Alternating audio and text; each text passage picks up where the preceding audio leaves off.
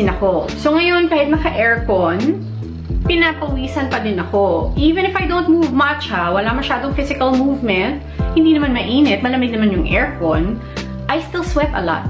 The sweat really mostly comes from my head. Sobrang pawisin ng ulo ko.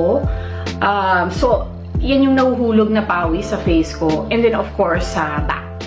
Sobrang pawisin ko na. Ultimo, yung aking tiyan ay pinapawisan. May mga tumutulong pawis. And kahit sa legs ko, tumutulo yung pawis.